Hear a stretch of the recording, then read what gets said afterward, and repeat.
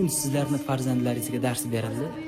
Ichida bir kuni Allohning oyati yodlattirilmadi. Ey bolajonlar, ertaga Ixlos surasini yodlab kelinglar degan so'zni eshitmadingiz.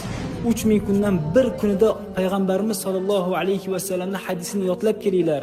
Islomni taninglar, tavhidni bilinglar degan so'zlarni eshitmadingiz. Aksincha, ro'mollarni yechganiga guvoh bo'ldingiz. 3000 kun ichida nasroniylarning bayrami yangi yil nishonlandi. 3000 kun ichida har yili Majusiylarning bayrami Navruz nishonlandi. Inson maymundan tarqagan degan aqida singdirildi. Shirk, kufr ustiga farzandlarimizni ko'mishdi, subhanalloh. Xuddi zuluk kabi endi bitirib chiqayotgan vaqtlarida erkak ayol raqsga tushsin.